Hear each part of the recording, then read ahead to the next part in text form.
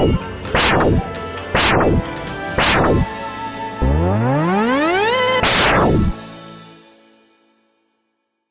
know, ever since the series has been around since, I think, either 1992 or 1993, I've really enjoyed the heck out of it, but as of recent, with its most newest iteration coming out on the Wii U, I've never heard anybody has even had the gall to mention anything about any of the games having lack of diversity or skin color or anything like that. It really baffles me that somebody would actually try to bring it up to this day when the series in general, or just the Mario series in general, hasn't really been known for being racist at all. So yeah, hi everybody, this is Double RPG here, and I'm here to present to you another 2 cents video that's on the 2 cents block for you all. So yeah, what am I talking about, you might ask? Well, there was an article that was posted on this website called Paste Magazine, which, honest to God, I never even heard of this magazine. It just, popped up with this news article popping up out of nowhere. They mentioned that Mario Kart 8 is racist. Yeah, no joke.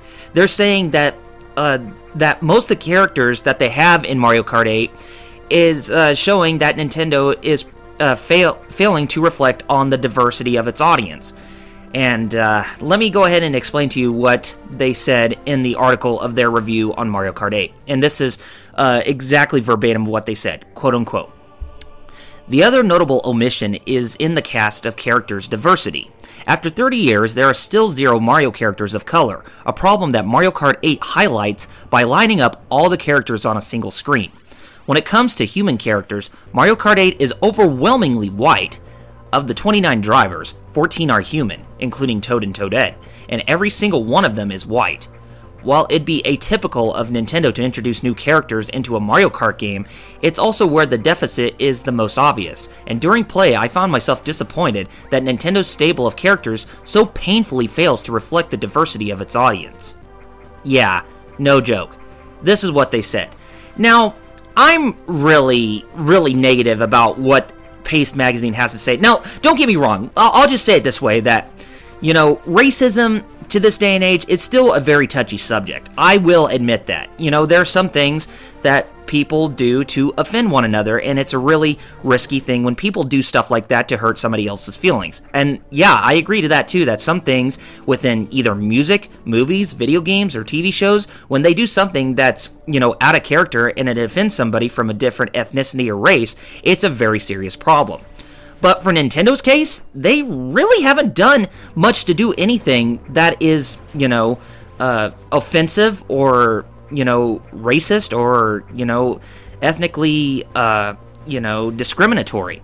But there is some exceptions to this case. I mean, let's take, for example, the Punch-Out series, especially with the first Punch-Out, whether it was Mike Tyson's Punch-Out or Punch-Out featuring Mr. Dream, as well as the recently released Punch-Out Wii that came back in 2009.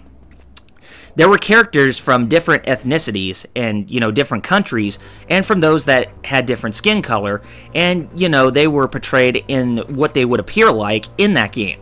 But their portrayals of how they appeared in the game actually garnered a lot of negative responses from those of the same color or the same ethnicity. So, yeah, the Punch-Out series in general, it had its own series of stereotypes where people would get really pissed off.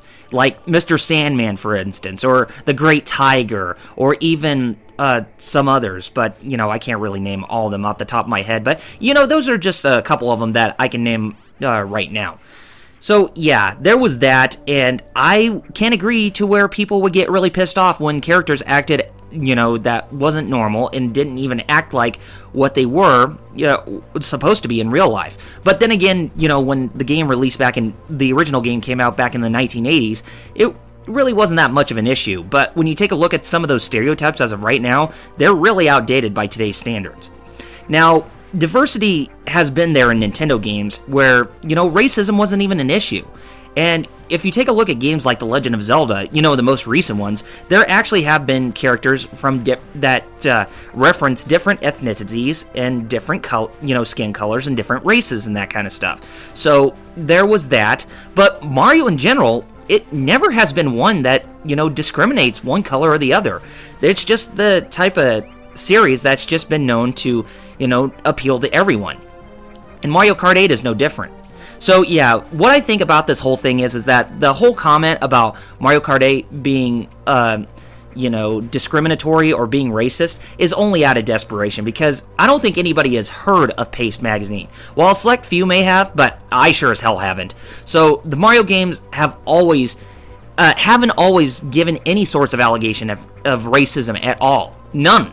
Because all the characters, they act like themselves, and they don't try to discriminate anybody of any given ethnicity or race. So I don't know why that was such an issue that this guy who, wrote the review on the website to actually make that make that accusation towards.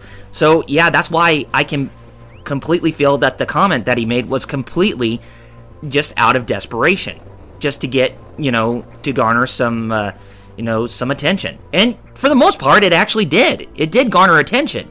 I mean, some websites like My Nintendo News have actually reported on this. So, yeah. I don't know what Paste Magazine was going for, but all I could say is congratulations, because you did get some attention for something that was completely ridiculous.